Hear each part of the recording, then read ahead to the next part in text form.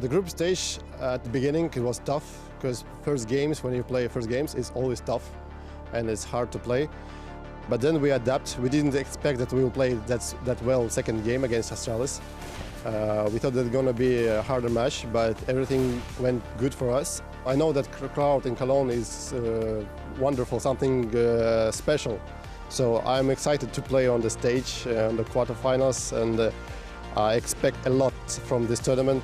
We played on stage before, but it's maybe a little dream to play on this stage. The stage here in Cologne or the whole tournament in Cologne is the biggest one in the entire year. It was that last time, and I think it's going to get even bigger this time. So this is what all the players really work hard to come, and we're really happy and relieved in the team that we could come here and play in this big arena. And the fans last year, there was something else. It was like, this only happened here before.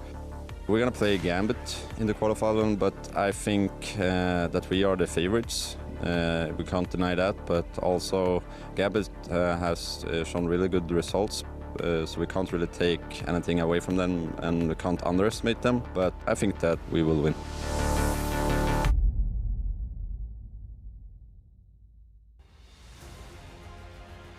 Can Fnatic do it for a fourth time?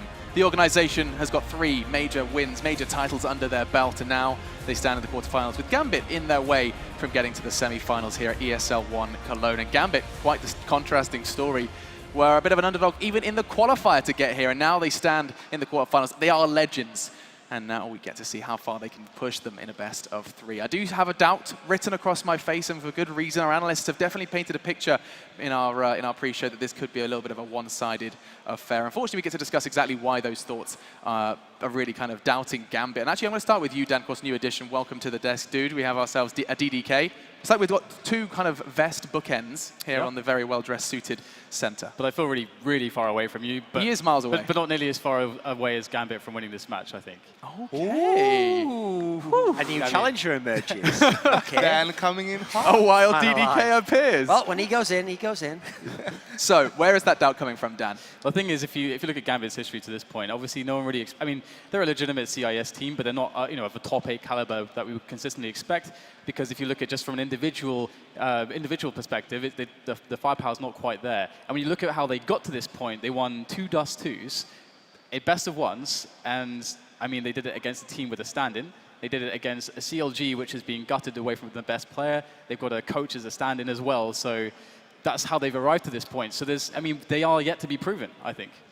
And proven in this event, what I actually want to take opportunity to do with while we have the esports historian in my presence is actually ask you a question surrounding Mr. Hooch. Everyone's in love with him in the interviews. He's got so much passion for the game. Now, he's getting on in years. He's definitely one of the veterans of the scene. I'd like you to let me know, where was he way back when in Counter-Strike? He's no new face. No, I mean, basically, Virtus Pro used to be famously a Russian organization, and it was always Russian teams, actually. And so if you go really, really far back in time, that team actually came around in 2004. Oof. And around 2005, they got this young, up-and-coming talent, because it was famously a team that would change the 5th player a lot when they didn't have success. And it was Hooch. And he was a guy where he was actually brought in to be like the simple of his day, He was going to be like a fast-stopping guy, purely there for skill alone. He was going to play this role. So he came in. These teams, they were always very, very talented teams, but they always struggled to have the style and the consistency to make it deep in tournaments. They never had the big tournament finishes when he played there. But he's one of those guys where he just never stopped playing Counter-Strike. Like, even if he took a few months off, he would always get drawn back in. He'd come back into another team. And interestingly enough, over the years, he actually transitioned to becoming an in-game leader instead. And instead, what he would do is he'd go out there and using veteran savvy, he'd look for the other people to bring in. Who'd I bring this guy in and this guy in? Like, this was actually the first guy years and years ago, he now plays with him, to come to me and tell me about this guy Dosia. And at the time, Dosia was just this guy with pretty hot aim, but I remember watching him going, yeah, but hasn't got the best decision making. He may be a bit of a hothead in terms of how he plays. Maybe this guy won't make it. And he basically told me, listen, I've seen a lot of great players from Russia, okay? I've been seeing like great AWPers, amazing. He said, this guy is from God. And at that moment, I was like, well, got to take note of that, right? And I'm not joking. Within a year or two, Dosia was absolutely one of the most skilled players in all of 1.6. And at the start of CSGO, didn't Dosia have quite a hot start, Janko, into the world of Counter-Strike Global Offensive? He had a pretty solid beginning. definitely. He was a part of, I think it was the Virtus Pro lineup first with Angel. I think that is the first lineup that beat NIP. Yeah. That's the lineup that broke NIP's 87-0 legendary record. So one of the hottest players in 2013, a really skilled player back then, known for being the star of that team. And we talk about, you know, these veterans of the scene. My question then to you again, Janko, is regarding Fnatic. Veterans of the scene, surely. I mean, if you actually rewind the clock, when did these guys started showing their faces? I mean, this is not necessarily, you know, hooch level history here. No, it's pretty much the opposite of it. They are mostly players who emerged in CSGO, maybe some of them late CS 1.6, and the only player who is known maybe a bit longer than that is Dennis, and similar to Hooch way back, a bit later though, 2009, 10 maybe, Dennis was brought into the SK lineup, which featured some of the best players in Sweden as the hot new prospect, but didn't really work out for him there. So he as well probably made the real name for himself as a star in CSGO. Other players like Flasha, JW, they were the part of the Epsilon lineup that was, you know, known for their success at DreamHacks and so forth, but they really came into the scene with the addition of Pronex and that 2013 at the first major, the miracle run, beating NIP in the grand finals. And of course, that is a great discussion that we will continue to have. I mean, we've got to continue to set the scene of just how strong Fnatic are. We have to dive into map vetoes, where Gambit will catch a break in a best of 3. All of these points will be hit in just a moment. But first, the teams have to get themselves on stage. They have to get that mouse and keyboard in their hands. And before they do that, they have to fight their way through the Lanxess arena. So without further ado, it is once again the 3-time world champions Fnatic about to meet the crowd.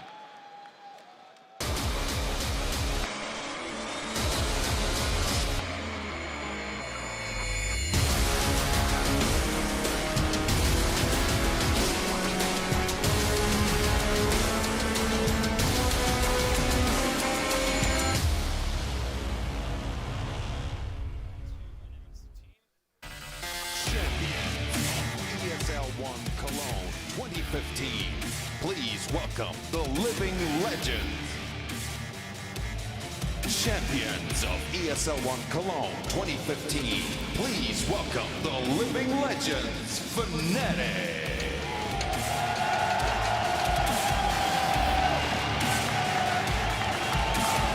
I'm proud of you. You bit your tongue. It wasn't that relevant to the particular discussion. So 2011, 2012. Was it? What did you say? 2012, right? He said 2009, 2010. And there he is, Mr. Olofmeister himself, walking through the Lanxess arena. You can see the crowd is always excited to see Fnatic. And we, of course, are excited to see how far they can get, climbing their way towards the stage.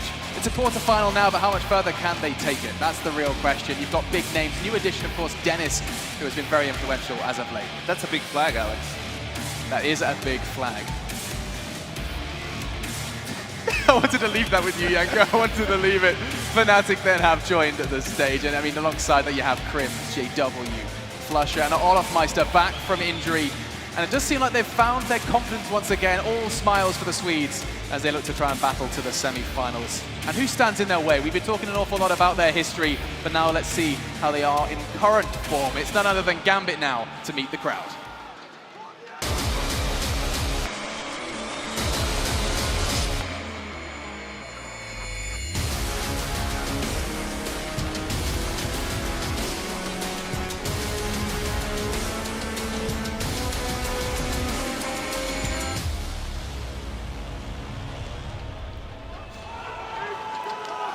Making their first ever appearance in the playoffs of a major.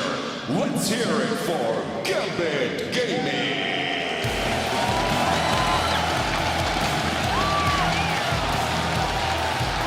Simple has already demonstrated previously that passion can get you far. Now Gambit have an opportunity to try and prove that once again here in Cologne.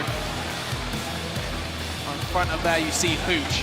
Already has had so much passion. Every interview he is itching just to get back to his team, his friends, his brothers in arms, and continue the celebrations. We're seeing if they're celebrating tonight here in Cologne. Of course, standing in their way is Fnatic. It's no easy task, and it's going to be a question of confidence, truly, whether or not they can come through into this one. Such underdogs, and perhaps that could be giving them that advantage against what is undoubtedly still a slightly hamstrung Fnatic. Not the Fnatic we have seen in previous majors. I'll be talking to the desk in a moment. But first, the talking will be done by none other than Paul Red Eye Challoner, who's hanging out with some very happy players on stage.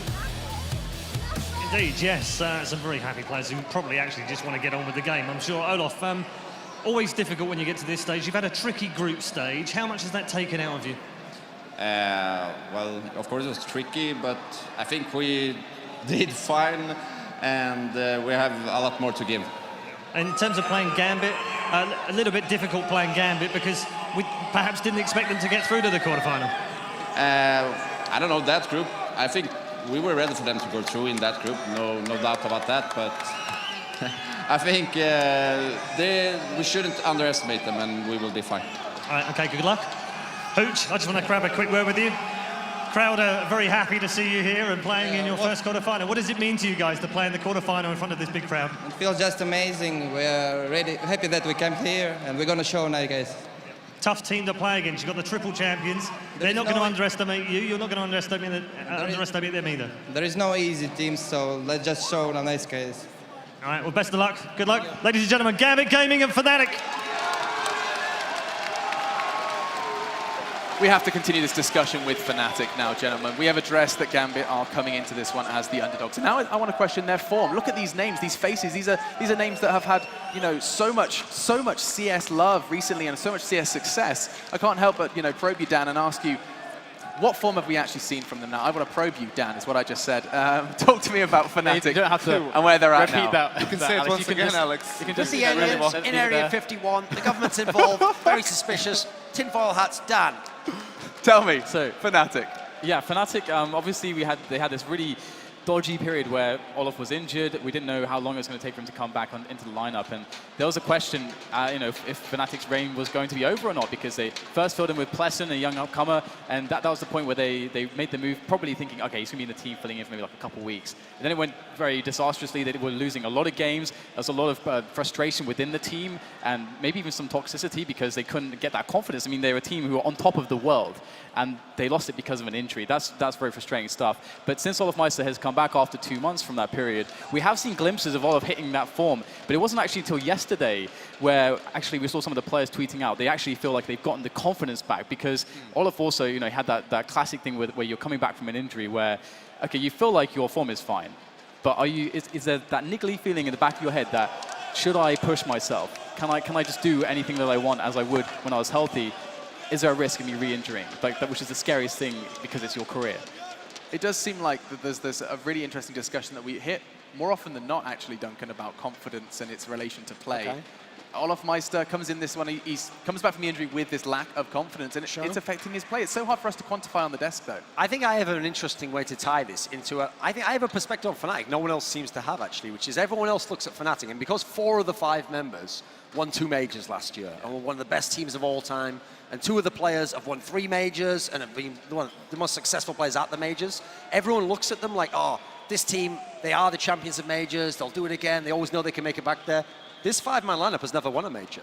This 5-man lineup, when they put it together, I actually looked at it and was like, I don't think this team's going to be as successful as the one before, because yes, individually they got more skill. Dennis is a much more skilled player than Pronax. But actually, Pronax's reading of the game and the way he used his players, what was great was he had kind of like a relationship with guys like Olof Meister where he gave them some room to like show their genius as individuals, but then he would also tie them into a system. And when they came into this Flusher era and then Vugo in-game leader, they actually very much went to more like an Envious style where it's just in-game players trying their individual skills, doing what they want, and if there's some synergy, cool.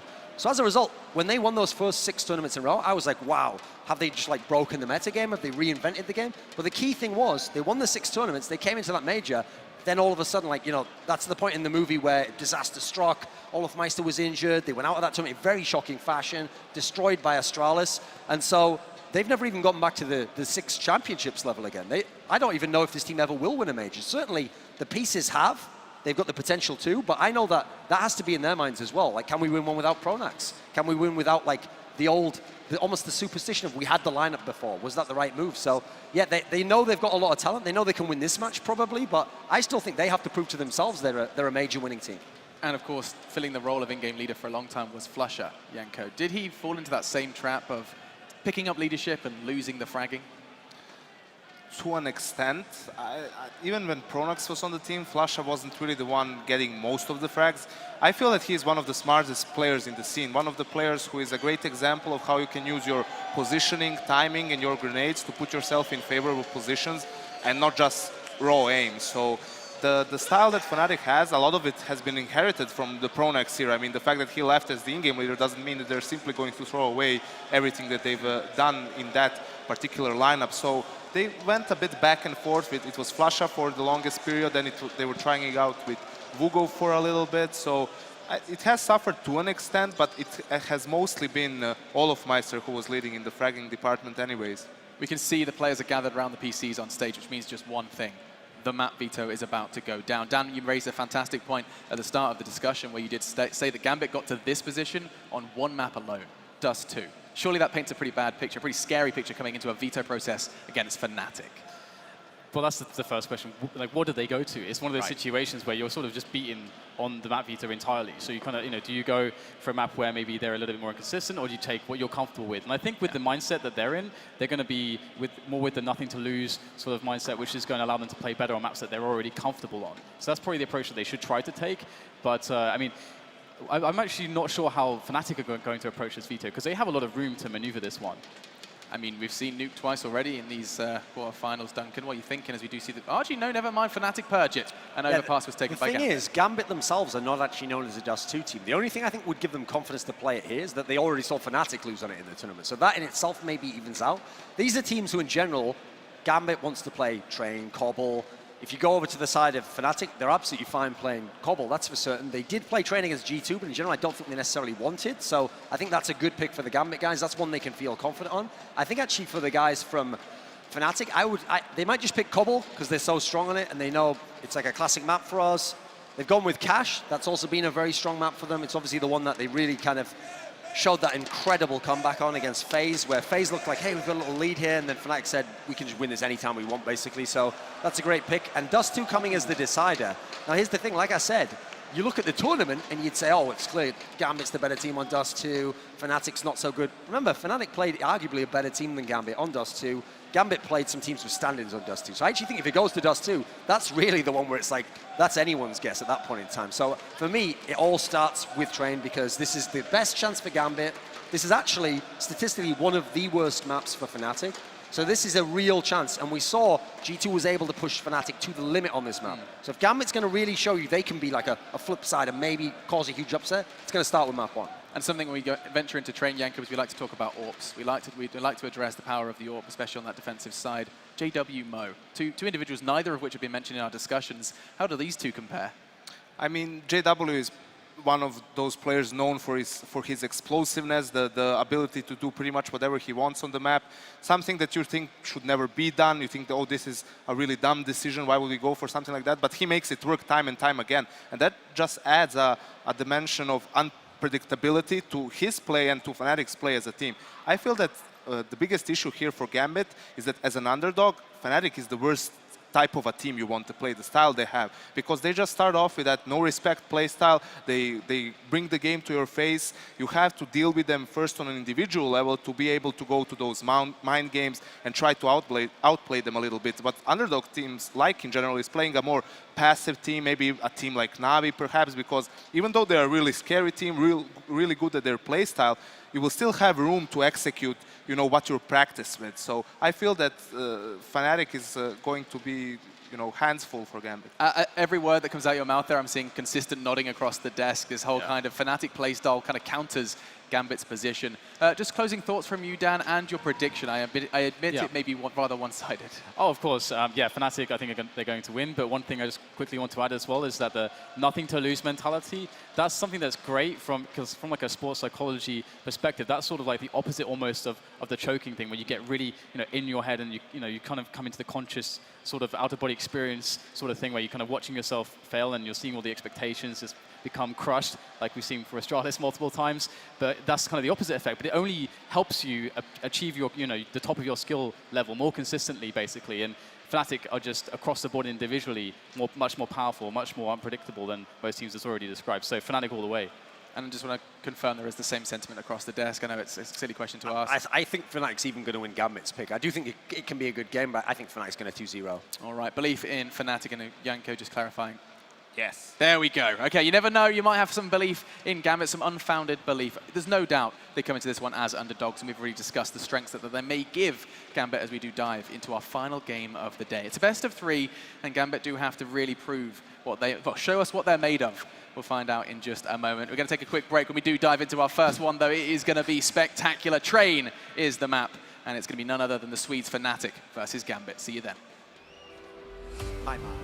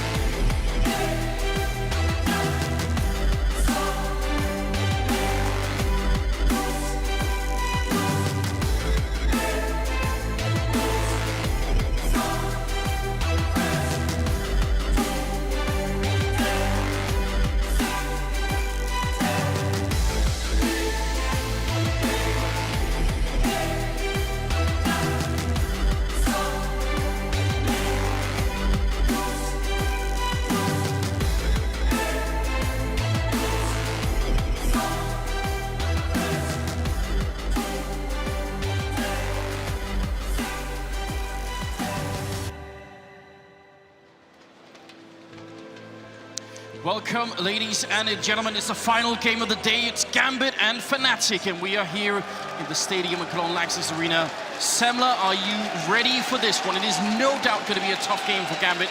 We'll see if they can show us their very best here.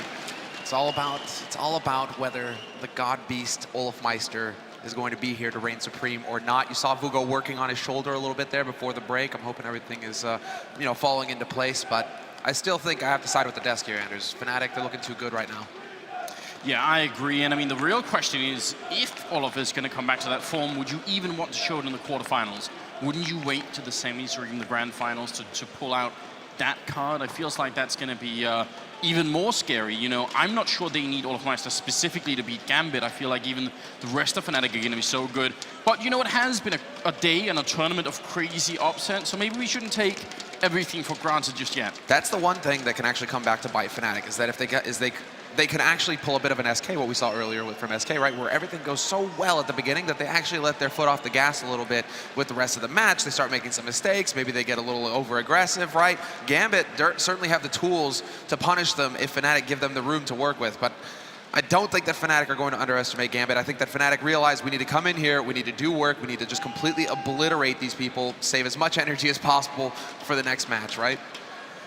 I mean, I like what Dan was bringing up as well about this whole idea of sort of, nothing to lose type of mentality. I really hope that is the case. You got to think from Gambit's point of view. Fnatic girl! Oh, yeah. Sorry. From Gambit's point of view, this is one of those things where they've already made it. Like what can they expect to really make a semifinals? That's what I wonder. I mean, you have veteran players that have been talked about plenty on the desk already, right? Hooch has been around for ages. Doja and Adrian, these guys have been heavy hitters in CSGO in particular at the beginning of CSGO. Now, it's been a long time since we've seen these guys get anywhere deep into a tournament. They've always been just, that threat, but a threat that can be overcome by the superior teams, right, in the field. So, the tools are there. Like I said, the tools are there. Doja, Adrian, if they show up and actually wreck, I mean, they can go toe-to-toe with the best. It's a question for me of whether, Mo is going to deliver or Space, right? Players with a little bit less experience on the stage like this, are those guys going to be able to get their game going, or are they just going to get shut down completely by the veterans, Crims, Flusha, right? Are the Swedish players going to give them any room to work with? I highly doubt it in this situation. Yeah, and I mean, we had this discussion briefly yesterday after we saw what, matchups were going to be possible and all that stuff. What if you imagine the best case scenario for Gambit where you know, Adren and Doja and say Mo or Space, sort of, you know, 3 of their best players, whatever they might be, if they show up and really, you know, play their best game, even then, is it enough to beat Fnatic? It has to be such a crazy alignment of sort of scenarios for this to work out. Like, not only I think do Gambit have to play their very best, but Fnatic probably also have to make some pretty big errors. So it's like a whole sort of system of things that have to work out for Gambit. I won't say it's impossible because, I mean, you know, it's already been crazy, but it really would be quite mad if it ended up that way. Yeah, well, today is a day of madness. I mean, Liquid, I would not have said that Liquid had what it took to beat Na'Vi. Not a Na'Vi in this kind of shape where they just looked like world eaters. No, I was definitely expecting Na'Vi to make it deep, but that was not the case. Here we go. We are getting ready with the game, starting off on Train. It's Fnatic and Gambit. So welcome once again, ladies and gentlemen, here to the Lanxess Arena. And this is going to be a very interesting game. Fnatic, they're set up as the ultimate team here. And we'll see if Gambit have any chance to put a dent in their armor. They're at least going to start on the CT side here, which might give them a little bit of hope. The bomb making its way down. Ivy and Hooch is going to be at the spot early on. But in fact, it's over by the brown holes that there's a bit of an engagement early on, and there's 3 men stacked on B. Doja with the strong early kill to take down Flusha. It's fairly interesting, actually. Fnatic a little disjointed here. They're going to just go for the rush through alley, straight onto the A site, not wait for the fake over on B, for those players to make their way back onto the site to support them. Instead, Fnatic decided to jump the gun. Crims is going to find a kill, but it's instantly traded by Mo, and Adren steps in as well. This is not looking too good here for the Swedes, as JW is now the last man alive. He's got the bomb, but he's in a 1v3, and he's just going to get closed in and on by Hooch. Gambit Gaming will completely shut down Fnatic's play in this pistol round. What a smart round from Gambit. As soon as they realized what's up, they just stopped fighting. I love the fact that Mo ran back and just hid by that train. The only problem was there seemed to be a lack of communication in Space just walking out. I think Space thought he was covered from that angle, and Mo wasn't covering him. But that's the only glimpse. Apart from that, great round from Gambit. And I'm a bit surprised to see. I mean, not only is it a great round from Gambit, but it's also a little bit of a shaky round from Fnatic. You can see, you get an idea of what they had in mind when they set up with 3 over towards alley. They have the bomb over there, but they instantly put 2 guys in brown halls towards B. So they're trying to make noise towards B to draw the attention over there from Gambit, and then just strike onto the A site once the rotation has begun for the CT side. Clearly, they jumped the gun. Now, we are seeing something that's a bit rare in Counter-Strike, but it was in fact 5 Deagles. There's almost always that one man out that has to be special and different. This time it was all 5 Deagles. Mo did start off with a really good shot, but he goes down to Olofmeister, and you've got to respect the Deagles of Fnatic. They're not to be taken lightly. Hooch doing a good job with the MP9, but Flusha goes back and takes out Doja. So again, just trading evenly right now. It's already a bit of an expensive round for Gambit. This is the style of Fnatic that just works so perfectly, right? They have those individual aimers that will just start pulling that defense apart as they get kills. Flusha gets his kill on the B site. Instantly, Adrian has to rotate over through Connector, and Spaze even doubles up in Connector. They don't know where it's coming from. They did just spot JW, though, so the timing works out impeccably there for Spaze. So that drops the bomb on the A site. Fnatic are now committed, and Gambit can now just bolster that defense. All 3 players are ready and waiting here for Crims and Flusha to make their appearance. Tried on the other side, but no problem for Hooch there, and Flusha going to be going down. So Gambit only losing the 2 players, one of those rounds that could have been much worse, and you can see that Fnatic are playing it a little bit slowly, a little bit hesitantly there, and Gambit aren't giving them nearly any chances. They're really trying to make sure that there are no freebies here for the Fnatic team. That's going to move into a round, because they haven't got the bomb plan yet at all, that's going to feature just Glocks. Just Glocks, hard eco, no joy here for Fnatic. And I imagine a B rush as well, just trying to YOLO out onto the lower ramp, get that bomb plant as quickly as possible. 4 players making their way now. JW heading over towards alley. And actually, no, they are going to be splitting up a little bit more. That smoke, that aggressive smoke coming out from Doja is going to just deny early access to the halls here for Fnatic, but eventually they'll be able to make their way over there. JW has now served his purpose. He showed himself over at alley. He can start rotating back over towards his mates. Doja was initially playing a little bit aggressive on the ramp there, but he's not going to risk too much. Just ends up falling back, and again, these Glocks at range, it's really hard to get consistent kills with them. Space is also playing fairly aggressively, so I kind of like this in a round like this one, because you want to make sure they don't get the bomb down. There's no reason they should get the bomb down when they don't have armor and only Glocks, and you can be reasonably sure that's what's coming. So Space being aggressive by Forklift is a reasonable idea. He's going to fall back, I think, maybe getting a little bit paranoid there. Yeah, I'm pretty surprised to see this slow pace from Fnatic, actually. They really are taking their time. Mo's going to find the kill on JW, but he was already tagged up, and Fnatic, with JW fallen, they decide to try and make something happen here on the A side, but it's just not panning out for him. Flush is now the last man alive in a 1v4. They've secured one kill, and that's all they'll get here with this hard eco. No bomb plant to give JW that off, and really not a whole lot of money to work with either. They definitely would have liked to have had that AWP in play. Olafmeister could go for a glass cannon one if they want. Maybe. Yeah, and he is actually just going to go straight up glass cannon. Okay, then. Yeah, and on Train, there are so many ways to use it where you are at minimal risk. And just to reiterate again, in case you're a new viewer or anything else like that, the risk of not having armor, especially on the terror side, is running into grenades. They do so much damage when you don't have the Kevlar, so that's one thing Olaf has to worry about. He's actually going to make his way fairly quick into main, which is exactly where he could have grenaded, or just straight shot to the chest by Mo's AWP. And now this is a very important start here. If they can break Fnatic already in the 4th round, Gambit are going to be off to an interesting start. It's just a matter of split seconds sometimes. That's what it comes down to. Olaf had the right idea, but Mo had the angle, and now Doja. Contrary to what most players would say is the correct play to make in that sort of scenario. You're a man up, now just sit and wait. No, Doja says, no, more aggression. We're not going to show any respect to Fnatic, actually. We're just going to go ahead and take the fight to him. Mo gets legged. That's a return shot. Dennis with the 1-2 combo. The leg shot and the head shot from Dennis.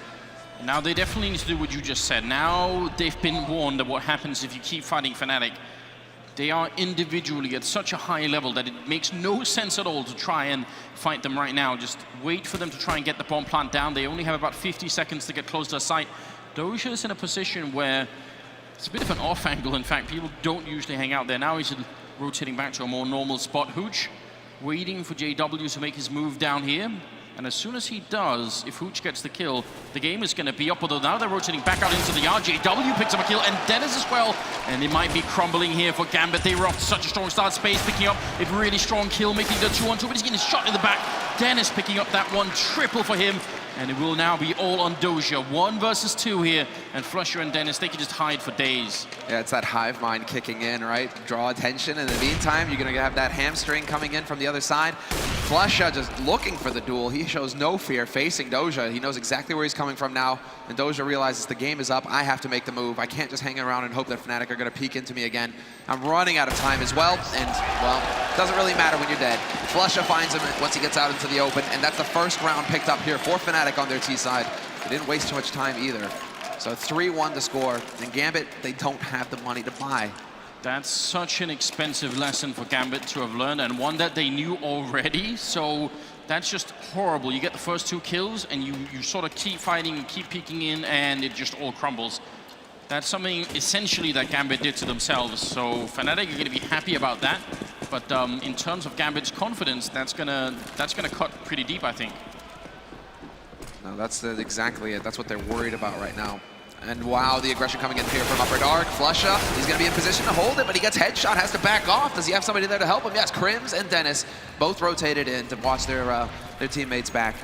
And so they do survive momentarily here, Fnatic. Flusha on 6 HP, he's going to get that bomb, and he's just going to regroup with his teammates. They know what they're up against now. It's pistols that they have to deal with, and so the key here for Fnatic is to just group up, make a bit of a death ball, and just rush out onto a site. Don't want to give those pistols time to trade, make their way away from with a gun. Life could get a little bit difficult for Fnatic if they allow Gambit to find some firepower somewhere, but it's just not happening. Dennis with the pick on Hooch. Yeah, and I don't think Doja could do a lot here. Without the armor, the aim punch does actually do quite a bit of damage and takes down Olafmeister, who should have obviously got that kill. That gives up the AWP, but he can't even get a chance to use it. Crims, a little bit too excited, takes down JW. So, I mean, Fnatic losing a couple of members, but overall going to win the round. And I do still like the attempt from Gambit. I actually think it's quite a cool idea. You know, they knew that they would have had no chance in that round anyway, so just trying to rush into white holes there from B, I think that's a reasonable idea. Could have worked out. Yeah, throwing in some aggression. And it actually does, you know, force a little bit of stress here on Fnatic's economy. 2 of those players dying in a hard eco scenario. That's not exactly what Fnatic are looking for. 1, okay, fine. 2, that's getting into the realm, well, of the unforgivable. You really don't want to be giving away 2 kills to a hard eco like that. So, a little bit frustrating for Fnatic, but they should be able to shake that off fairly easily now. And they go straight into a default setup now on their T side here in this round. Spread out across the map, and they're like, right, Gambit, if you want to get aggressive, we're just basically going to cover as much of the map as possible and try and catch you when you do it. See how this round works out. If Gambit get the entry frags, if they can, or the opening kills, if they can sort of learn to relax a little bit more. If Fnatic get them, it'll be interesting to see if Gambit can muster a retake against the Swedish team, because that's going to be so difficult, I reckon. Olofmeister is down here, and Hooch is on the other side, playing just a little bit with fire. If he peeks too far, he could be out of the round immediately. It's perfect here for Hooch. He knows exactly the distance, right? He's not peeking all the way down the alley. He's just peeking about halfway. So if somebody's trying to lurk their way up, he's not fully exposing himself to just this kind of scenario right here. We'll see if he gets impatient, though, and decides to take the risk, because Olofmeister, he's very patient, not actually falling off that angle. He wants to find the pick. And with 50 seconds left on this clock, that does not leave Gambit a whole lot of time to get the information and figure out where Fnatic are coming from. Fnatic know this, so they're waiting for some kind of aggression to come out of it, and there you go. But Olofmeister misses the shot in the meantime, and Hooch will win that duel. Now, that's interesting, and I wonder what it does to Fnatic's push, because I think they were actually going to maybe try and rotate back to A now. Adrian also picking up a kill there, taking out Flusha now.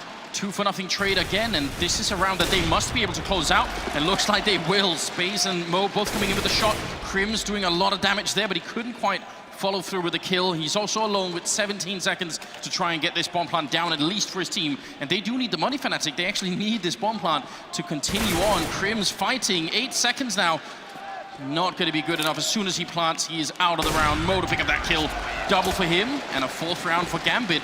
And that's going to do some significant damage to Fnatic's economy here. A little bit scary for the Swedes. Yeah, they're right on the edge. There's a time when I would say this was good enough for a buy for Fnatic, but now I'm wondering.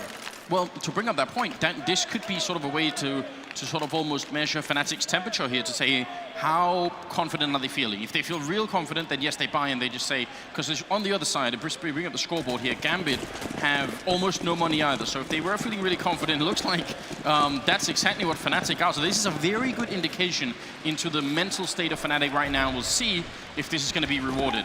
And I'm curious to see. It's looking like some early aggression towards B Halls. They've been going A quite a bit here, Fnatic. So when were they going to start to swing to B? When were they going to start saying hello to Doja early on? Adrian's there as well, and Gambit are pretty much set up in their own form of default hold on the CT side. It's only that Fnatic, they're just going for a quick change of pace. They're rushing right out onto the site, and so far the defense held. 3 kills for Gambit, 2 for Fnatic, and Fnatic should be able to get the bomb plant, but it's stuck on the lower ramp. Flush has to create some space here to work with, and he's going to find space. They weren't expecting Flusha, and they couldn't have known that. He actually ran through the smoke on the high ground, and nobody in the site saw him, so that's a really big problem.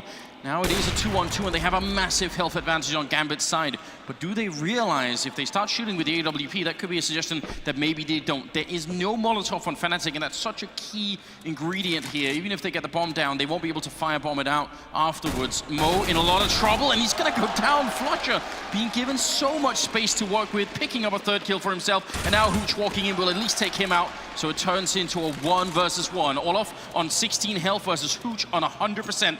1 shot or 1 grenade would take Olof out of this round, but it is not done yet. Oh, it's so frustrating for Olof as well, because that was he was in the perfect spot to bring that off to bear, to look towards connector and find the last man, but instead he has to just go for the plant now and hope that he's going to be able to just hold that long line on Hooch. He's still worried about Hooch having rotated back through connector to Pop Dog. So Olof now, he has no idea where Hooch is coming from. This is such a difficult position to play from. He has to kind of just like play the angles, and he has no incendiary or smoke or anything to actually make this life easier. It's only a single flash. Yeah, but Hooch does, and Olof, he can't walk into the fire here. If Hooch puts the Molotov on high ground, that's the round. He has the kit as well. Olofmeister right on the edge. He's gonna walk out and take down Hooch. And Olof gonna win the 1v1. That's a huge round here. The Gambit definitely shouldn't have lost. The main factor was just the amount of space that Flusha managed to take, and also partly that Gambit gave him. No, that's textbook stuff, right, from Fnatic, right? You need to get a terrorist up to the connector. You need to be catching out the CTs before they can start pressing you back onto the site, up into the hallways. And Flusha, just in true Flusha style, right? He just infiltrates the defense and opens it wide up for his team to play with. And well, now, Fnatic, they took a risk in the last round. They went for the force buy. It's paid off perfectly. Gambit are the ones on pistols now. Gambits are the ones who are trying to save the money. And Fnatic with the full buy. So this is the chance now for Fnatic to just completely take control of this first half. It's ridiculous because 2 of these 3 rounds that Fnatic have right now should have been Gambits, essentially. So it should have been a very different scoreline. But you give even an inch to a team like Fnatic, and they will absolutely wreck you with it. A good kill for Doja, but in the meantime, over at the B side of the map, where Dennis is sneaking with the bomb and Crims is already on the site, Mo is the only one defending, and backup may have been called for, but it is not going to get here in time. Crims will be taking out Mo, and that leaves just the rest of Gambit. Not really anything they could do at this point. Not a whole lot apart from push Doja away, try and get him back into CT or something along those lines where he is set up now. See if you can hold on to that AK. Maybe you can get some kind of hero AK play going in the next round that can make the difference, or at least make life a bit more difficult for Fnatic. But right now, Fnatic, they're set up and they're willing to just sit and wait. They know they're up against an eco. Hooch eventually finds a kill on Flesha. Crims pushes aggressively, takes out Doja, finds the kill on Space as well. And now it's just Hooch alone, and he can't even make his way across the site to actually pick up that AK. So Gambit, they kind of lost out in this situation, I'd say. Still 2 kills, but they might have been able to save a rifle as well, and that would have been huge for them. Yeah, any little bit is helpful when you're on the CT side and you are down in economy, and that's exactly what they are. I mean, they could buy rifles in this round, and they will, but it is going to be just on the edge, and it will just create a huge lack of grenades here on their side. So if Fnatic slow play this round, Gambit are going to end up using all their grenades by the 40 second mark, and that's going to be a really big problem for the defense. Yeah, that CT side is so dependent on grenades to cover the choke points, to make it more difficult for the T side to get anything going towards bomb sites. And while Fnatic, they're well aware of the situation now, so what they're doing is, well, they're not fully aware that this could be a buy, maybe a half buy. There's always the outside chance, so they're going to spread out across the map right now, just get that info, and then they'll know how to play it. JW is going to catch out Hooch, so that's a fine start right there. The man advantage now for Fnatic very early on in the round. And look at the mass amount of problems that's going to create for Mo and Space, who are now on the bomb side and have to just cover so many angles. And Mo not even aware they're sneaking up right behind him. Crims heard that, jump down. Mo got to pick up a kill on Dennis and turning around, not going to get the shot there. Crims picking up a double in return, and the round is pretty much done here. Adrian and Dozier left, and you can see they're already smoked out. The bomb is not quite making its way across. Somehow JW is getting stuck on the other side, but can't be for that much longer. Adrian running through the smoke, and Doja going down, so going to be a 5th round here for Fnatic. There's nothing Adrian can do here. It's like, how many nades does Crims have? It was like 2 HEs, a Molotov, and then a flash, and then just Crims decides actually. It's much more simple when I get the job done with the rifle. Don't leave it up to luck, don't leave it up to chance. Just go in there and get the kill. We have sort of gone over this issue with the A-bomb side before, which is that if you only put 3 people out there, and 1 covering Ivy, 1 covering main, and 1 covering Pop Dog, if any one of those 3 people lose the initial fight, then someone else has to take over those angles, and it just doesn't work out. It's so difficult. You see Mo even got the kill there, but then he has to turn around and worry about Ivy, because that's where Hooch died. So it just is, it's a bit of a gamble to try and do it like that, but Fnatic are definitely coming back strong here. Well, this is where it gets ideal for Fnatic, because now they've really got that stranglehold going on Gambit's economy. If you're going to go for that eco buy, eco kind of route, it's so much more expensive for the CT side to get fully equipped. So long as Fnatic keep picking up these rounds and not dropping too many players in the meantime, it's an uphill battle for Gambit. Gambit are constantly going to have to try and win rounds with less to work with. Olofmeister just taking point, running all over the place, looking for kills, and he will eventually tap out Mo. Doesn't know that Hooch is waiting around the corner, though, that there was an aggressive play coming in from Gambit towards Alien. So there's a chance here for Hooch to do a little bit of damage. Unfortunately for him, he steps way wide, and Olofmeister's going to find him. So 3 kills for Olof in that anti-eco, just padding his stats a little bit. And it's a 6-4 lead now for Fnatic on the T side here in the first half. It is looking fantastic for the Swedes at this point. Yeah, playing on the less favored side of Train. If you're already up to 6 rounds, you know you're going to be feeling very good, especially since you lost the pistol. So these are just all sort of rifle pickup rounds that even if you shouldn't have had some of them, the fact is you did get them. So I don't think they're really going to worry too much about that. JW with the AW here, and Mo on the other side. Gambit need more rounds like the earlier ones where they get a couple of pickoffs early on and then try and build it into a victory after that. Rotating Adrian back into the B bomb site here. Gonna leave a bit of a gap actually upstairs, and Flusher does almost go down. Yeah, nice HE to the face, taking a little bit of damage. That's always pleasant. But again, it's a similar situation. Look at this. A minute 25 into the round, they have a single incendiary and a flash to work with here as far as utility is concerned for Gambit. And yeah, they've already dropped Mo to Crims. That was a boost with an AK. That is extremely rare. You know, boosting with the AW here that could get you a kill, but boosting with the AK-47, just a little bit more tricky. That's where you see Fnatic really starting to feel themselves, right? Right. or unorthodox plays, fine. I'm feeling inspired right now, you know? I'm gonna actually go for something just you never see, and it's gonna catch Gambit completely off guard. So now, with the man advantage, once again, Fnatic, they are not a team that throws this away very often. They're just the kind of team that's gonna slow down the pace and just try and spread that defense out as much as possible before just crushing a site. And so JW is still waiting patiently to see if anybody's going to be pushing out by Ali, but there is no aggression from Gambit so far. 35 seconds, and Gambit have decided we're actually just going to sit and wait and gamble on the A site. We have a full defense lineup here over on the A site, 3 players, and Doja, very quickly, he can rotate over through connector. Well, they've got a good presence out here. It's not impossible that Gambit could win this round, but the first fight has to go their way. If they lose one more player, it is definitely going to be done. And already coming out of Ivy, Olaf picking up a kill there. Hooch with a good one, but Adrian didn't turn around in time. And Hooch even gets a double, which almost makes it more painful that they're in a horrible position now. They're going to have to try and go in here and defuse the bomb. And again, because they don't have any grenades, they can't even force anyone out by putting a smoke up on it to try and maybe fake a defuse or anything like that. Doja just with the AWP and the best choices to try and save it. 7 rounds going to be in for Fnatic here. It's just so impressive because right now Fnatic, what they're showing us is just fundamental CS, right? Just you're always looking for the trade on the T side. You're moving in units, basically in duos, and you're moving in such a way that if one of your guys dies, you can instantly trade back and maintain the man advantage. Maintain the advantage in the round, because if you know if you get that bomb plant and you have a man advantage, you're going to be able to set up the crossfires and just lock down the sites. And so Fnatic, they're just masters at this. They just, I mean, once they get that edge, it's so difficult to get them to make a mistake that will give it back to you. Now, there was some talk before the game went live about, you know, whether or not Fnatic would show up with the sort of no-respect style that we've sometimes seen. And Olaf did say in the interview beforehand, you know, we are going to go in here and respect them. We're going to make sure that we take it cool, we don't underestimate them. That seems to have been the case. They are playing these rounds fairly slowly, and even when they have the lead and they have a good chance to just sort of crush a bomb site, they really do take it in a measured pace. So that's very interesting here. 7-4 being the scoreline, and Gambit, again, with almost no money. All right, well, right now it looks like Gambit, we're not sure if it's a technical or a tactical pause. It would make sense to go for a tactical pause right about now, except for the fact that they don't have a whole lot of money to work with for Gambit.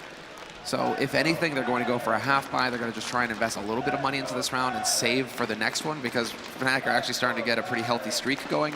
They're getting the max loss bonus now, Gambit 3,400 per round. So this might be more of a situation where if it is a tactical pause, they're just saying, we need to actually just take a breather here, because in the last round, we made the correct call. We did stack. We just weren't able to hit our shots. And so if that's the kind of mistake you're making, maybe just a 30-second, minute-long breather. Don't even really talk that much. Just get refocused. That can make the difference. We've seen it work for teams like Fnatic in the past. And I mean, right now, Gambit need pretty much whatever they can going their way. They don't really have money to buy into this round. Maybe trying to even out the economy would be a reasonable thing. But this is such a tough position to be in. And Fnatic, they may not be at full strength yet, but there still is a level difference between these two teams. They're just looking so solid to me right now. It's like maybe not, you know, superhuman strength. You know, they haven't gone Super Saiyan yet, but they're like regular Saiyan, and regular Saiyan is definitely better than human, right? So, right, that's kind of where Fnatic are right now in my eyes. You know, I think SK would force, you know, Super Saiyan out, but Gambit, it might just be Saiyan that's necessary. I don't know. There we got the replay from Crims getting boosted up though, and that is just some sexy CS. We have managed to get back into the game. It is the 12th round, and the scoreline is 7-4 in favor of Fnatic, playing on the T side of train here for the first map in a best of 3. So there is that to look forward to. Gambit have had some really good openings in some of these rounds, but they made some rudimentary mistakes, and that can't happen. That has to stop now. Whenever they get the lead from now on, they need to close out those rounds. Hooch is playing alone on the B-bomb side with a scout, which is interesting, and a headshot to start off on Flusher. All right then. Flusher just can't seem to catch a break on that high ground, man. He keeps eating HEs, now he gets scouted. We could actually have another shot coming in here from Hooch, and he's gonna be able to spot the man moving up. That's Dennis taking a lot of damage, but Dennis with the pre-fire nails it. Hooch is down. Olafmeister gonna shut down the flank coming in from Doja towards Potdog. You have 3 players left here for Gambit. Mo will eventually dunk a nade, but it's still a 3-on-3 scenario, and Fnatic just have the superior firepower. Yeah, it could have been interesting if Hooch could have got the second kill then. Adrian will be picking up one shot with the Deagle. So it is at least a 2-on-2, but still very hard to win around like this if you don't have any defuse kits. And that's always going to be an issue. Adrian running through right at the last second there, but JW escaping and shooting through the wall. And that's going to be the round. Just JW things. He's just like, you want to wallbang me? I'm up for that. I've got an AWP. You know, I'm just going to wreck that fight. That's not even a fair fight.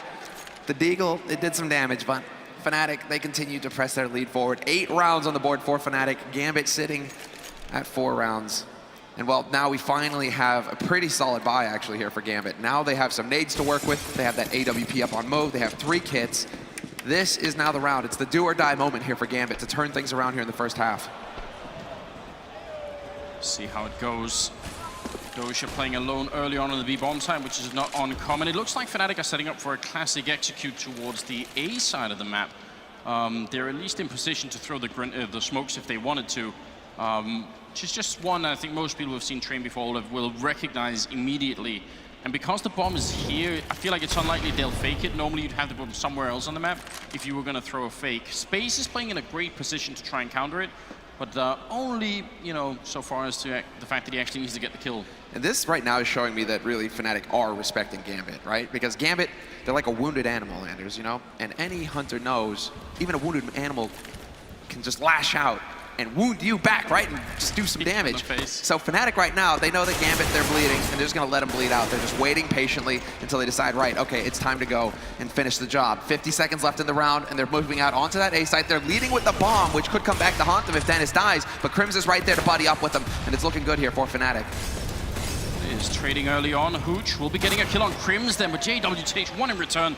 That's going to make it a 3-on-3, and the bomb is making its way out. They do have control of it. Right on the other side, Doja sneaking up, though. A lot of wall bang coming through here, and Mo very nearly going down. And Doja, he can't find the kills. He knows they're right there, and he's going to spray a double there. Flusher going down, which leaves JW. The bomb is down. He picks up the 1 kill. Doja sneaking in on him, and he's making it right around the corner, putting up a Molotov even, and escaping through the smoke while giggling, no doubt, because it's a 1-on-1, and Doja has to try and come and find him. He's somewhere down there by main. JW sees the feed, and that's the headshot. Going to be the triple kill, and a 9-4 right now for Fnatic as we move into the 14th round. And this is what will drive you insane if you're Gambit at this point, because you've had 2 chances, 2 1v1 clutch scenarios, and Fnatic have won them both. And that can make or break your round right there. If you can pick up that clutch, all of a sudden things are looking a bit rosier for you. You can actually try and swing things your way. You're going to force Fnatic to spend a lot of their money. You know, it starts to look up. But if Fnatic keep winning these clutch scenarios, this is the scoreline that you're left with. Gambit are just never able to get their legs back under them. So now, Fnatic right back, well, not quite into default. Olafmeister's holding way back in T-spawn, so that's an interesting setup. He's got that AWP, so I mean, double scoped, he can definitely look down towards Alley. And while Dennis, he's gonna spot out Hooch, and yet another opening kill here for Fnatic. And a bit of an attempt, I think, from Gambit to try and be at least a little bit aggressive. That's something they haven't done too much. A little bit over at B, but down at Ivy, they haven't pushed. We haven't seen them try and take control of main. Are they gonna follow this up? There's 2 people right on the other side. And Dennis just waiting. It's wise. They don't have a flash. And you're looking at it, they just don't have any utility. They would go for that peak any day of the week if they just had a flash to lead the way. But they realize if we walk in there and Dennis is holding the angle with an AK, a single bullet to the head, we're done. And it's definitely over in the round for our team. So instead of taking the risk, they decided to consolidate the defense on the site, backing off for Gambit. And now it turns into the waiting game. 50 seconds again here for Fnatic left in this round. And they can go anywhere. They already have Flusher lurking out onto that B side. He might catch Doja. He's alone down there, fighting a fight with Flusher. I don't think he actually saw him, and that's a bit of a problem. Molotov's going to come out and force him out into the open, and Flusher to take him out. Some very good stuff there. That's going to make it 3 versus 5, and 30 seconds left in Gambit. I mean, retaking with the Mag 7 is no fun either. I feel like even as the 14th round, just maybe try and save what you have. Mo going to be going down, and obviously going to be over 10 rounds for Fnatic. Are the Bane quotes done with? Like, have we overused them yet? Because I feel like right now Fnatic is just like, your punishment must be more severe. Like, it doesn't really seem like Gambit can ever get their feet. Like, nothing works for them right now. Fnatic are just completely just constricting Gambit. And it's just so thorough. No nades again for Gambit. So why are they even peeking at connector? They know that there's going to be somebody waiting for them holding that angle. It's just standard for Fnatic to set somebody up on the lower ramp, right? And so you just donate, and you keep donating people. So you really just keep hurting your chances. Good fight here from Spaze. He does make it a little bit more expensive for Fnatic by taking 2 kills at Ali. And more importantly, he holds on to that M4. But right now, I mean, that's really bottom of the barrel. You're really looking for the silver lining here because there isn't a whole lot going Gambit's way. 10-4, Fnatic just crushing this first half. Yeah, on a positive note, there seems to be no one who's sort of horribly underperforming on Gambit. There's not that one player that's really letting the team down right now. But overall, I think they've just made some poor decisions early on. And like I said earlier, I think when you lose some of those rounds where you're playing 5 versus 3, it cuts so deep into the confidence of the team. You need to win those rounds early on. And Fnatic, they're just slowly winding up. I don't even think we've seen sort of the full extent of what Fnatic can do yet in this best of 3. And if it keeps going this way, we will end up at that no-respect spot where they just no longer care because they know they could do it. And there is the pitfall there, right? That's what happened to SK earlier, it feels like, versus the flip side, where they're like, everything is going our way. We actually don't really have to worry that much. Enough of that, though. There is an aggressive push coming in here from Brown Halls. That's Gambit really trying to throw a fast one here on Fnatic, trying to get something going. Adrian's going to lurk his way up through the smoke. He's going to find Crims, but Crims shuts down his teammate. Spaze is gone. And they even know there's a third man there. That's a lot of information for Fnatic to go off of, and they instantly pounce on the A site. And it's just going to completely fall apart here. Gambit, they get pinched, and now it's just Adrian left alive in a 1v4. Quick play coming in from Fnatic. As soon as they get the info, they're acting. And Gambit seem not only on an individual level, but sort of on a team level as well, on a tactical level, to have been completely outplayed in this first half. Adrian, the last man, left 1 versus 4, and it's the 15th round, so of course he's going to go and fight for it, but Flusher sees him, gets the headshot, and that's going to be an 11-4 finish. First half on train in favor of Swedish Fnatic, and not really a surprise, but I feel like the scoreline could have been different. We could have been seeing something like 7 rounds, maybe 8 for Gambit if you count in the sort of extra money they would have had. It still would, I think, no matter what, it would have been a good half for Fnatic, but they definitely gave up some big rounds. Yeah, I mean, you had those 2 1v1 clutches that went Fnatic's way. You're looking at 2, maybe 3, even 4 rounds based off of that, right? If early on in the half before Fnatic had such a terrific economy, you win a 1v1 clutch, then they're ecoing, and you can start getting something going, right? But for Gambit to lose 2 key rounds and then to just lose a bunch of fundamental rounds where mistakes were made, and Fnatic, they just don't let you come back from a mistake. Well, going into the second half, we'll see if Gambit can do anything on the terrorist side. It's going to come up right after the break.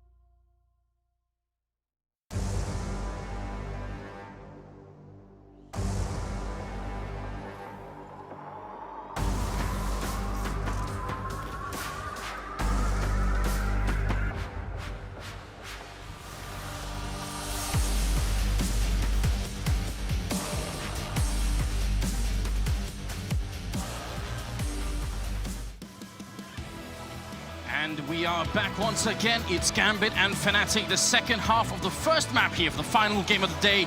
It started off a little bit questionable. Gambit winning the pistol round and looking, you know, pretty good for a short while. And then Fnatic simply took over the game and never let go.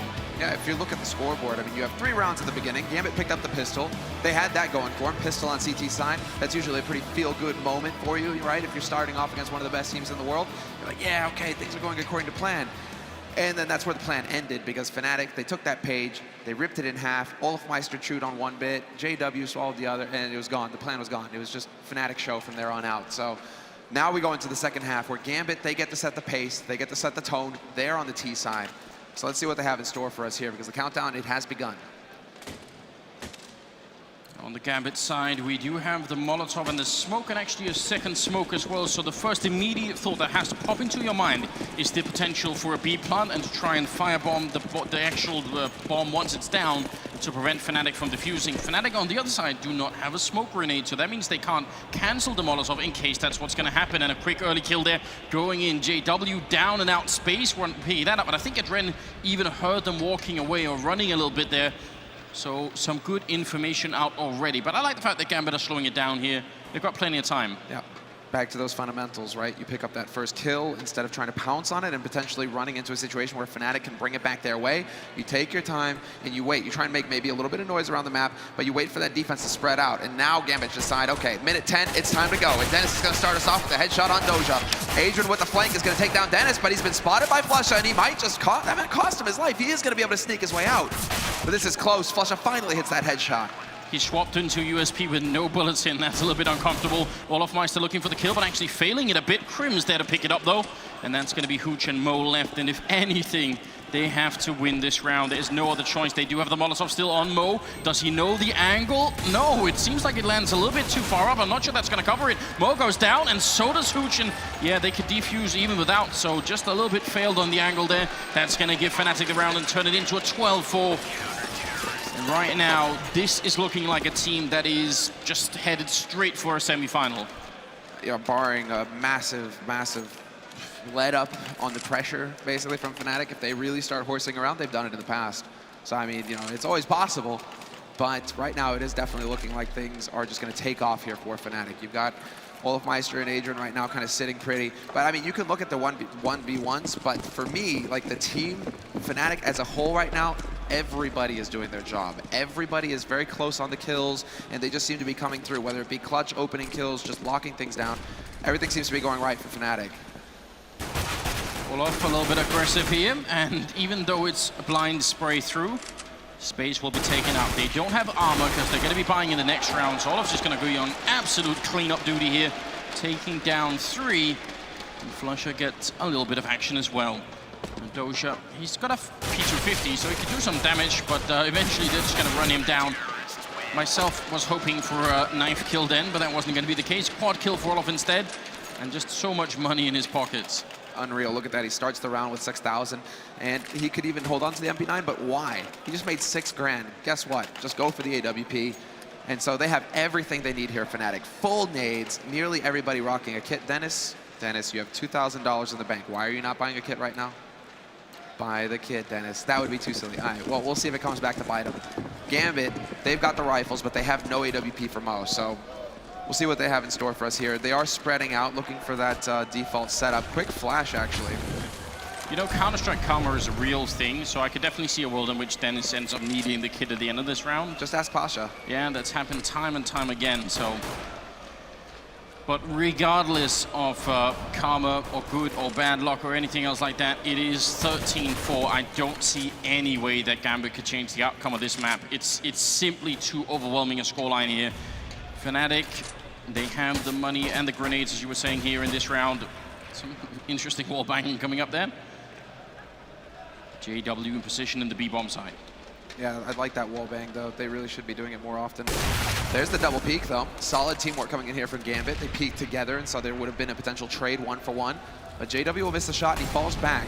But this gives Gambit now full control of the Brown Hall, so they can set up for a quick B take. And we'll have to see how JW wants to adjust his position for this, because he doesn't want to be in a position where they're just going to be able to rush him down point blank. He wants to actually have a little bit of room to work with this AWP. Well, missing the first 2 blind shots, the third one not connecting either, and Gambit there on the site. Only Doja's holding up from behind right now. And JW misses one more shot, and now he's in a lot of trouble. Backup is coming, and Adren is kind of low on health, but he misses again. JW finally comes in with a kill, and then he's going to go down a little bit messy at the end there. Mo and Doja are going to be left, and it's still going to be hard to hold on to this bomb right now. Mo not seeing Krims right in front of him on that train. I think he was preoccupied with something else at the time, and now Doja alone. They have grenades to try and keep him back, and he's on 13 health.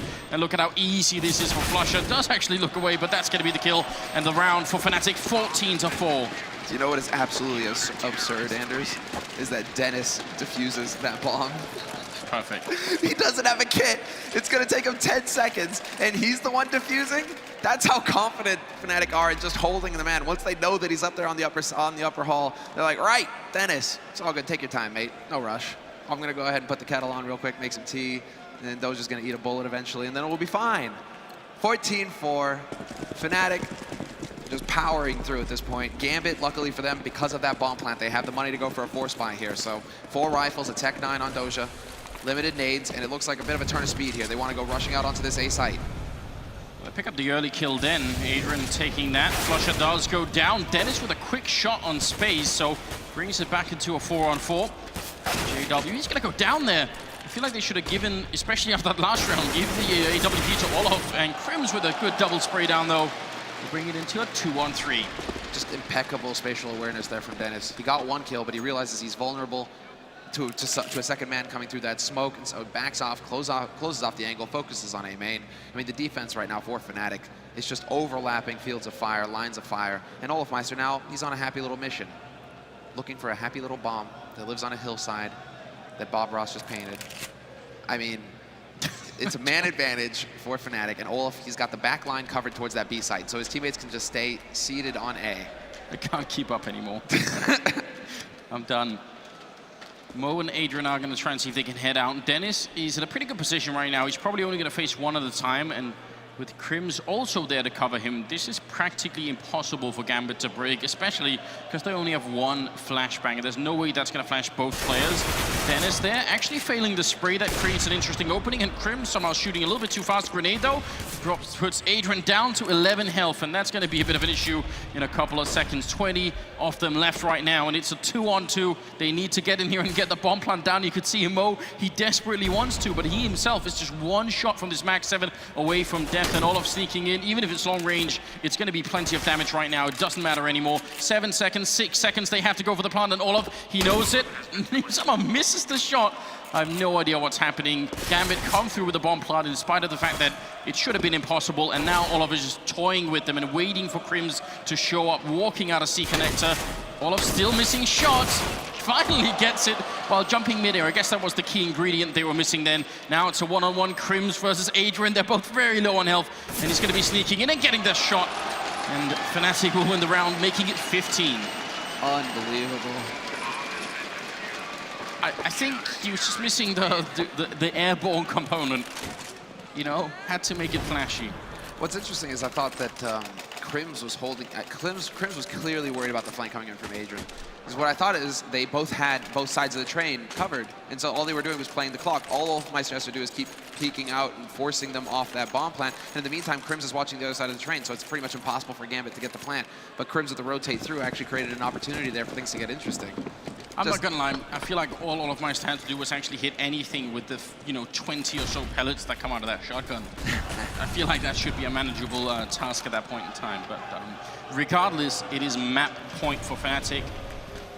And I would ask if Gambit could change that, but I don't think that's even worth entertaining for a moment here. We've got all AKs on the terrorist side, and they are trying to see if they can force their way out into the courtyard there. It's going to be space opening up with a nice kill and a hooch to follow up on Dennis. It's looking fantastic, actually. Now JW is the only one here in connector. Flusha has rotated back to alley, but Adrian's going to have that line. And JW hoping for a lucky wall bang. It's not quite going to happen. So the HE bank, neither. And this is actually a situation where Fnatic can start to think about backing off just to save their guns. I mean, sure, they don't really respect Gambit right now, but they are willing to go ahead and take a couple of peeks. Still, they shouldn't be committing fully. They're just waiting to see if somebody from Gambit is going to make the mistake of stepping out into the open. Because right now, it's much better for them to hold on to the 3 rifles, well, to the 2 rifles and the AWP, than to try and go for some suicide run retake onto the A site. So Gambit, they finally get something to work their way. Just again, no fear, straight out onto the site, and they actually got the trades to work. That's a good sign, and it would have been better if they had sort of got this kind of a breakthrough much earlier on, because the problem is when it happens this late, you can't just say, well, let's just sort of repeat that for a long time, because the one time it Fnatic counters it and it doesn't work, it's not like you have a second chance to say, okay, let's come up with something else. The one time it fails is when you lose the map. So, you know, this is an impossible position. They need to win 10 rounds in a row flawlessly. And I mean, for someone to call that is, I don't know, that takes the next level. That's one hell of an outside bet, basically. you're gonna go on a real reach there on the stretch to get it. And it also just worked out perfectly as far as the setup for Fnatic. They were so spread out. Olofmeister and JW, though, they're going to be going towards that B side early on. Dennis playing aggressive alley, which is interesting, with Flusha to back him up. We'll see. I mean, there is JW once again with this AWP. Brown Hall's just hoping for somebody to come and say hello. He's just looking for a friend, Anders. Anyone would do. I don't know. I feel like if you treat your friends like that, it's going to be a little bit scary for short-lived relationship. Trims is gone down already, so Gambit again with a good start. See if they could build anything behind it. JW is up here with the AWP. Does see a shoulder, but I think maybe Space also figured out that someone might be there.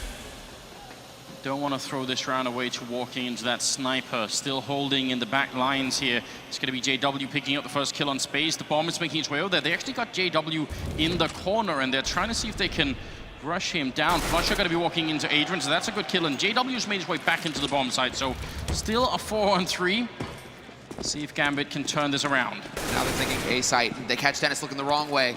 So it's on Flusha and Olofmeister. JW's rotating in as quickly as possible. Olofmeister flashed will find a kill. And Hooch down to 8 HP. Doja's got to do the work, and Flusha's not going to let him. Finds that kill instantly, and now it's all on Hooch, and not for long. Flusha ends it, 16-5. Fnatic will pick up the first map versus Gambit in the last quarterfinal of the day, and Dennis's smile says it all. You caught it for an instant there, but there's just no stress for Fnatic. Everything is going according to plan.